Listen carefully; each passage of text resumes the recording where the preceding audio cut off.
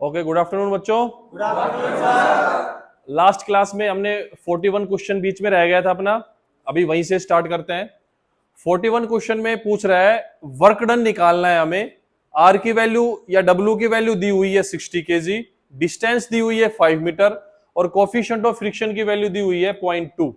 Coefficient of friction यानी कि mu की वैल्यू है 0.2, आर की वैल्यू दी हुई है 60 kg। तो यहां से एफ की वैल्यू निकालेंगे, म्यू आर 0.2 की 60 से मल्टीप्लाई करोगे कितना आएगा बेटा? 12 kg आ गया हमारा। अब हमें निकालना वर्क डन का फार्मूला होता है फोर्स गुणा में distance, W is equal to F multiply by D. F की वैल्यू आ गई 12, डी की वैल्यू क्वेश्चन में दे रखी है 5 मीटर, डी की वैल्यू दे रखी है 5 मीटर। तो 12 को 5 से मल्टीप्लाई करोगे आ जाएगा 60। अब इसमें 60 के दो ऑप्शन है, 60 kg और मीटर kg। फोर्स की यूनिट दे रखी है यहाँ पे kg में, और kg को हमने किससे मल्टीप्लाई कर दिया? डिस्टेंस से मल्टीप्लाई कर दिया, यानी कि मीटर से मल्टीप्लाई कर दिया। तो मीटर kg यूनिट हो जाएगी, यानी डी इसका राइट आंसर हो जाएगा इसका। तो 41 क्वेश्चन का कौन सा आंसर है? डी। अभी हम चलते हैं 42 पे। 42 क्वेश्चन में क्या निकालना है देखो। 42 क्वेश्चन में वही सेम वर्क डन निकालना है। आर की वैल्यू दे रखी है 10 kg, म्यू की वैल्यू दे रखी है 0.15, 10 kg दे रखी है आर की वैल्यू। तो यहां से एफ की वैल्यू निकालो, 0.15 को 10 से मल्टीप्लाई करो कितना आएगा? 1.5 kg। वही सेम देखो, डिस्टेंस कितनी दे रखी है इसमें? 10 मीटर, यानी कि फोर्स आ गया 1.5, 10 मीटर से मल्टीप्लाई करो क्या आंसर आ जाएगा? 15 आएगा। वही सेम इसमें इकाई देखनी है, 15 के साथ मीटर। फर्स्ट ऑप्शन में 1.5 है, सेकंड 15, एक ही ऑप्शन है इसमें मीटर केजी, यानी कि बी। इसका राइट आंसर क्या है 42 का? बी इसका राइट आंसर है। अभी हम चलते हैं 43 के ऊपर। 43 क्वेश्चन में क्या निकालना है हमें? फोर्स निकालना है। How much force is required, यानी कि फोर्स हमें निकालना है। 1000 kg, आर की वैल्यू कितनी दी हुई है? आर की वैल्यू दी हुई है 1000 kg, और म्यू की वैल्यू है यहाँ पे 0.4, और हमें एफ की वैल्यू निकालनी है। तो एफ की वैल्यू निकालने के लिए म्यू आर को मल्टीप्लाई कर देंगे, यानी कि 0.4 को हम 1000 से मल्टीप्लाई कर देंगे तो बताओ क्या आएगा? 400। और यूनिट क्या आ जाएगी? केजी। 400 kg। तो इसका जो ऑप्शन है D option is the right answer, यानी कि क्वेश्चन नंबर 43 का आंसर है डी। ऑप्शन नंबर डी सही आंसर जवाब है इसका। अभी हम चलते हैं नेक्स्ट क्वेश्चन, यानी कि 44। 44 क्वेश्चन से हमारा एक नेक्स्ट चैप्टर स्टार्ट हो रहा है। चैप्टर का नाम है सेंटर ऑफ ग्रेविटी। अभी हम इसके ऑब्जेक्टिव क्वेश्चन सोल्व करेंगे बेटा। क्वेश्चन नंबर 44 है which affects the centre of gravity of the object. कि इन चार ऑप्शन में से weight, mass, density and shape, इनमें से सेंटर ऑफ ग्रेविटी को कौन सा जो है अफेक्ट करेगा? तो बताया था फर्स्ट पॉइंट है उसका, सेंटर ऑफ ग्रेविटी को size, shape and mass, distribution of mass, ये चीज अफेक्ट करती है। अगर ये तीनों ऑप्शन में है तो लास्ट वाला पॉइंट यानी कि डिस्ट्रीब्यूशन ऑफ मास सबसे अप्रोप्रिएट आंसर होगा, यानी कि इसका जो आंसर होगा वो होगा मास, यानी कि डिस्ट्रीब्यूशन ऑफ मास। उसका एग्जांपल मैंने तुम लोगों को बताया था। अभी चलते हैं नेक्स्ट क्वेश्चन पे। Question number 45, what is the name of the point eight which all the weight of a body concentrated. इस क्वेश्चन में ये पूछा हुआ है किसी भी बॉडी के अंदर कोई पॉइंट है जिसके ऊपर उसका पूरा भार क्रियाशील है, यानी कि उसके ऊपर उसका पूरा वेट एक्ट कर रहा है उसके ऊपर, तो उस पॉइंट को क्या बोलते हैं? सेंटर ऑफ ग्रेविटी, यानी कि जो इसका ऑप्शन है बी ऑप्शन। 45 नंबर क्वेश्चन का B is the right answer. Question number 44 का था बी, 45 का भी बी। अभी हम चलते हैं next question number 46, where the centre of gravity of a circle lies. Circle की सेंटर ऑफ ग्रेविटी कहां पे होती है बताओ? एट इट सेंटर, यानी कि उसके केंद्र पे होती है उसके पे। तो इसका कौन सा ऑप्शन हो जाएगा? ए। 46 नंबर क्वेश्चन का ए इज द राइट आंसर। फिर हम चलते हैं नेक्स्ट क्वेश्चन, यानी कि 47 पे। इसमें दिया हुआ है कि राइट सर्कुलर कोन, यानी कि शंकु की वो सेंटर ऑफ ग्रेविटी पूछ रहा है। अगर शंकु की हाइट h है तो उसकी सेंटर ऑफ ग्रेविटी कितनी हाइट पे होगी बताओ? h/4 पे होती है बेटा। तो इसका कौन सा ऑप्शन हो जाएगा? सी ऑप्शन इसका सही जवाब है। देखो बेटा, सेंटर ऑफ ग्रेविटी याद करने के लिए 3 होते हैं इसमें, h/2, h/3, h/4, ये 3 टिप्स हैं इसके अंदर। तो ट्रायंगल की कितनी साइड होती हैं? 3 साइड होती हैं, तो उसमें कर देंगे h को 3 से भाग। उसके बाद आता है बेलनाकार यानी कि सिलेंड्रिकल शेप, उसमें करेंगे 2 से भाग। तो तीसरी शेप बच गई शंकु, शंकु में 4 से भाग कर देंगे। यानी कि अगर एग्जाम्पल में क्वेश्चन में ट्रायंगल दी हुई है h/3, अगर सिलेंड्रिकल शेप दी हुई है तो h/2, कोण दिया हुआ है तो h/4। इसके अंदर क्या दिया हुआ है? कोण दिया हुआ है, तो कोण का क्या आंसर हो जाए? h/4। 47 का सी ऑप्शन सही जवाब है इसका। फिर हम चलते हैं क्वेश्चन नंबर 48 के ऊपर। What is the centre of gravity of A rectangular body? कोई भी आयताकार ऑब्जेक्ट है, आयताकार वस्तु है, उसकी सेंटर ऑफ ग्रेविटी कहां पे होगी? वर्ग, वर्ग, आयत और समानांतर चतुर्भुज, इन तीनों की सेंटर ऑफ ग्रेविटी होती है जहां पे इसके विकिरण आपस में एक दूसरे को कट करते हैं, यानी कि डायगोनल इंटरसेक्ट करते हैं। इसमें ऑप्शन देखो कौन सा है? C, at the point of intersection of its diagonals, यानी कि क्वेश्चन नंबर 48 का सी ऑप्शन सही है। फिर हम चलते हैं क्वेश्चन नंबर 49 पे। इसमें दिया हुआ है सॉलिड हेमिस्फीयर, यानी कि अर्धगोला, गोले को आधा कर दिया हमने। अर्धगोले की सेंटर ऑफ ग्रेविटी कहां पे होती है? अगर फुल स्फीयर दिया हुआ है, उसकी सेंटर ऑफ ग्रेविटी कहां पे होगी? सेंटर पे होगी। लेकिन यहां दिया हुआ है हेमिस्फीयर, हेमिस्फीयर की कितने पे होती है? इसका ऑप्शन है बी, 3r/8, या फिर 3/8 को r से मल्टीप्लाई कर दो। तो इसका ऑप्शन कौन सा हो जाएगा बेटा? B is the right answer. यदि इसकी जगह हेमिस्फीयर की जगह सेमी सर्कल दिया हुआ होता तो उसके अंदर आता 4r/3 पाई, यानी कि 4r/3 पाई, ये होता सेमी सर्कल का। ठीक है बेटा, अभी हम चलते हैं question number 50। What is the centre of gravity of A sphere? Sphere की कहां पे होती है centre of gravity? At it centre, यानी कि ए ऑप्शन इसका सही है। क्वेश्चन नंबर 50 का ए ऑप्शन सही है। फिर चलते हैं हम क्वेश्चन नंबर 51 पे। क्वेश्चन नंबर 51 में पूछ रहा है which state of equilibriums example is a cone resting on its tip? A cone मतलब एक कोन है, वो टिप के ऊपर, सभी ने सोपटी देखी है ना? सोपटी का जो शंकु का जो बेस होता है, सोपटी के ऊपर जो वाइड वाला पोर्शन है, अगर आप सोपटी को उल्टा कर दोगे तो वो कोन की शेप में आ जाएगा। तो वो पूछ रहा है कि टिप वाले पोर्शन से, यानी कि पतले वाला पोर्शन नीचे की तरफ है और जो उसका जो बेस है वो ऊपर की तरफ है। तो बताओ स्टेबल इक्विलिब्रियम होगा, अनस्टेबल होगा? अनस्टेबल होगा। वो इक्विलिब्रियम बेटा 3 प्रकार के बताए थे, स्टेबल, अनस्टेबल और न्यूट्रल। ठीक है, अगर ये आपको अच्छे से एक्सप्लेन में पढ़ने हैं तो अपनी सेंटर ऑफ ग्रेविटी क्लास में देख लेना। इस क्वेश्चन का जो टिप के ऊपर है, इसका आंसर क्या है? अनस्टेबल, यानी कि क्वेश्चन नंबर 51 का आंसर क्या है? सी। ऊपर करो बेटा इसको थोड़ा। अब आते हैं क्वेश्चन नंबर 52 पे। क्वेश्चन नंबर 52 क्या है? Which one of the following geometrical shape centre of gravity lies from its base is 1/3 of its height? यानी कि हमें शेप बतानी है। अगर किसी की हाइट h है, अगर उसको हमने h/3 कर दिया है हमने, यानी कि उसको 1/3 कर दिया है, 3 से भाग कर दिया, तो मैंने बताया था कौन सी शेप होगी? वो ट्रायंगल। और अगर 2 से भाग कर रहे हैं तो कौन सी शेप होगी बेटा? Cylindrical shape. और अगर 4 से भाग कर रहे हैं तो कौन?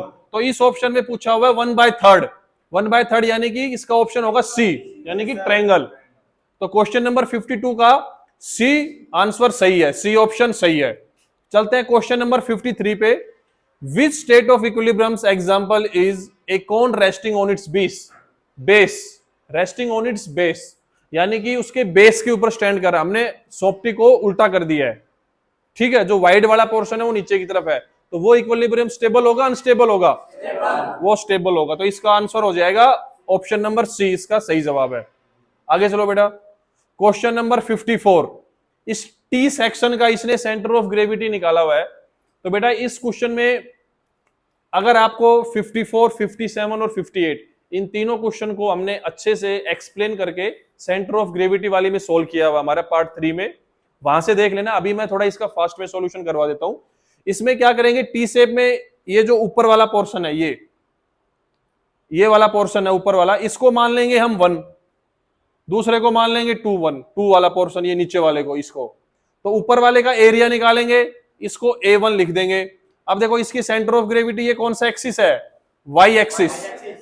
तो y एक्सिस यहाँ पे हम y1 की वैल्यू निकाल लेंगे और यहाँ पे a2 आ जाएगा, यहाँ पे y2 आ जाएगा। तो देखो बेटा a2 की वैल्यू ऊपर वाले पोर्शन की 12 को 3 से गुणा, ये रेक्टेंगुलर ऑब्जेक्ट है, आयताकार शेप में है, तो 12 गुणा में 3, ये इसकी चौड़ाई कितनी दे रखी है 3 सेंटीमीटर, लंबाई दे रखी है 12, तो 12 गुणा 3 36 सेंटीमीटर स्क्वायर हो जाएगा बेटा ये। और A2 यानी कि ये वाला पोर्शन, इसकी पूरे की लेंथ दे रखी है 10 सेंटीमीटर, ऊपर वाला पोर्शन ये हो गया 3 का, तो ये वाली लेंथ कितनी बच जाएगी, यहां से लेके यहां तक ये बच जाएगी 7, और इसकी चौड़ाई है 3 सेंटीमीटर, तो 7 को 3 से मल्टीप्लाई करोगे A2 की वैल्यू आ जाएगी बेटा 21। अभी निकालेंगे इसमें हम y1, यानी कि सेंटर ऑफ ग्रेविटी निकालने के लिए y एक्सिस पे यहां की वैल्यू निकालेंगे। तो इसका आधा निकाल लेते हैं रेक्टेंगुलर में, इसकी पूरे की लेंथ 7 है, हाफ आ जाएगा 3.5 हो जाएगा। और अगर हम इस पूरे की वैल्यू सोल्व करेंगे, y2 की वैल्यू निकालेंगे, a1 की वैल्यू आएगी बेटा, ये वाला पोर्शन हमने 2 माना हुआ है ना, तो इसकी वैल्यू आएगी 3.5, और a1 की वैल्यू जो आएगी इसका तो पूरी फुल लेंथ आ जाएगी, यानी कि 10 का हाफ हो, यहाँ पे 7 है, ये 7 कंप्लीट आ जाएगा, और यहाँ पे 3 दे दिया, इसका आधा कर देंगे यानी कि 1.5, तो 7 प्लस 1.5 ये आ जाएगा 8.5। और यहां से हम y एक्सिस पे सेंटर ऑफ ग्रेविटी निकालेंगे, तो y इज इक्वल टू ये निकालेंगे a1 y1 जमा a2 y2 बटे a1 प्लस a2। बताओ बच्चों निकाल के क्या आंसर आएगा इसका। a1 की वैल्यू है 36, y1 की वैल्यू है 8.5 जमा a2 की वैल्यू है 21, y2 की वैल्यू है 3.5, a1 जमा a2 यानी कि 36 21 57 57 हो जाएगा। बताओ सोल्व करके इसका आंसर क्या आएगा।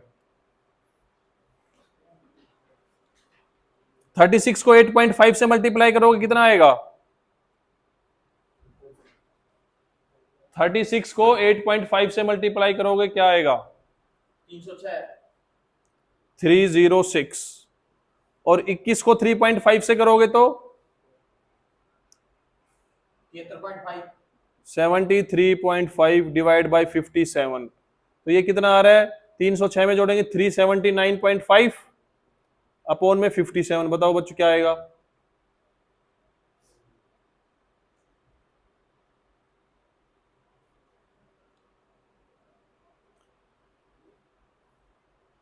$6.65 के अप्रोक्स आएगा। आया किसी का।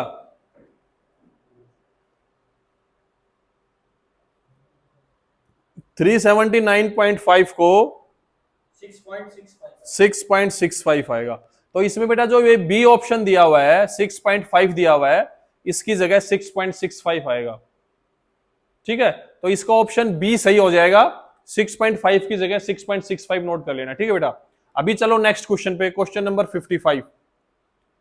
क्वेश्चन नंबर 55 में दिया हुआ है what is the centre of gravity of the rectangle. हमें इस रेक्टेंगल की सेंटर ऑफ ग्रेविटी निकालनी है। तो रेक्टेंगल की सेंटर ऑफ ग्रेविटी कहां पे होती है, क्या पढ़ा था हमने, जहां पे इसके विकिरण या डायगोनल इंटरसेक्ट करते हैं आपस में। तो हमें इसमें दिया हुआ है, इसकी लंबाई दे रखी है 12 सेंटीमीटर, चौड़ाई दे रखी है 3 सेंटीमीटर बेटा। तो लंबाई को आधा कर दो, चौड़ाई का आधा कर दो, 12 का आधा 6 और 3 का आधा 1.5 यानी कि 1.5। तो इसको ऑप्शन देखो, पहले आना चाहिए लंबाई बेटा एक्स एक्सिस यानी कि 12 का हाफ 6, दूसरे वाई एक्सिस पे आना चाहिए 1.5। तो इसका जो सी ऑप्शन है, सी इज द राइट आंसर। अभी चलते हैं हम नेक्स्ट क्वेश्चन पे। Next question number 56।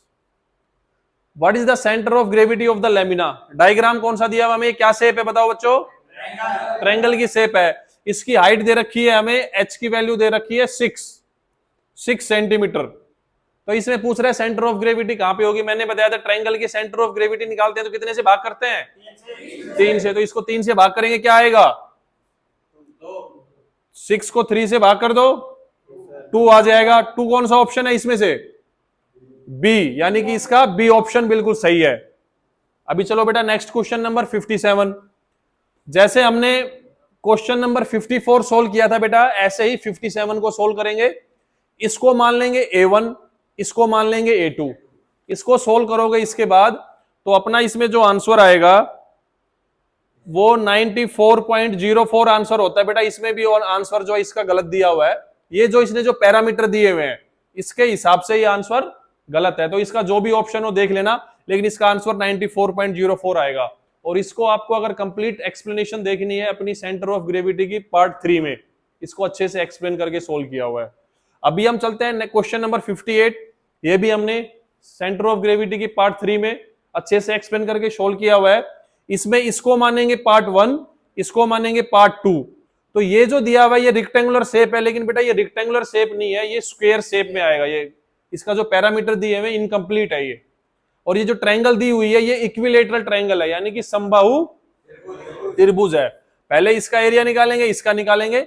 जब इसको सोल्व करेंगे तो इसका आंसर आएगा 44.3, यानी कि ऑप्शन नंबर बी। इसका कंप्लीट सॉल्यूशन देखने के लिए मैं अगेन बता रहा हूं, अपनी सेंटर ऑफ ग्रेविटी की पार्ट 3 क्लास है, उसको रेफर कीजिए आप। अभी हम चलते हैं क्वेश्चन नंबर 59 पे। What is the centre of gravity of square?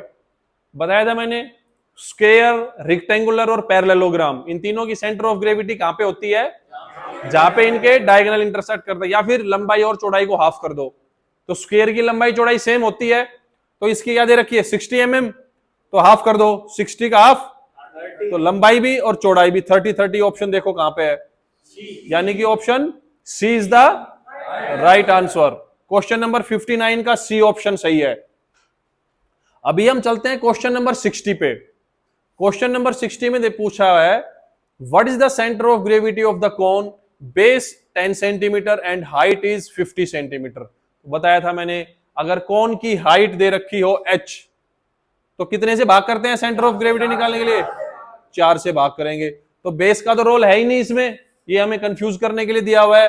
तो h की वैल्यू 50 है, तो सेंटर ऑफ ग्रेविटी कितने पे होगी बताओ? h/4, यानी कि 50 को 4 से डिवाइड कर देंगे तो बताओ क्या आएगा? 12.5, यानी कि बी ऑप्शन। हमारे जो क्वेश्चन का जो बी ऑप्शन है, क्वेश्चन नंबर 60 का B option is the right answer. अभी चलो बेटा क्वेश्चन नंबर 61 पे। पहले हमने पढ़ा था एक हेमिस्फीयर, यानी कि अर्धगोला। इसमें पूछा हुआ है सेमी सर्कल, यानी कि अर्धवृत्त। अर्धवृत्त का हमें सेंटर ऑफ ग्रेविटी निकालनी है, उसका जो डायामीटर दे रखा है। सेमी सर्कल का जो डायामीटर है वो दे रखा है 12 सेंटीमीटर। तो बताओ बच्चों रेडियस कितनी हो जाएगी इसकी? अगर डायामीटर 12 है तो रेडियस कितना होगा? 6। उसको 2 से भाग कर देंगे, हाफ होता है रेडियस उसकी, तो 12/2 इज इक्वल टू 6 सेंटीमीटर। और सेंटर ऑफ ग्रेविटी फार्मूला बताओ क्या बताया था सेमी सर्कल की सेंटर ऑफ ग्रेविटी का फार्मूला? उस टाइम बताया था जब मैंने हेमिस्फीयर का बताया था। जब हेमिस्फीयर का तो क्या था 3r/8, इसका क्या बताया था 4r/3 पाई। वेरी गुड, शाबाश। तो 4 सेंटर ऑफ ग्रेविटी क्या हो जाएगा? 4r/3 पाई। r की वैल्यू रखो 6, पाई की वैल्यू कितनी होती है बेटा? 22, 7 ऊपर चला जाएगा 7। अब इसको सोल्व करके बताओ क्या आएगा? 3 दूनी 6, ये 11 से 28/11, बताओ क्या आएगा? 28 को 11 से भाग करोगे तो क्या वैल्यू आ रही है? 11 दूनी 22, 6 बच गए, 11 5 55, 5 बच गए, 11 चौक 44, 2.54। देखो 2.54, यानी कि बी जो इसका ऑप्शन है वो सही जवाब है। तो बेटा इसी के साथ अपना सेंटर ऑफ ग्रेविटी तक अपने जो एमसीक्यू सीरीज है क्वेश्चन नंबर 61 तक कंप्लीट हो गए हैं। अपने 2 चैप्टर कंप्लीट हो गए हैं। 62 क्वेश्चन से स्टार्ट करेंगे, वो नेक्स्ट क्लास से स्टार्ट करते हैं। ओके बेटा, thank you, have a nice day.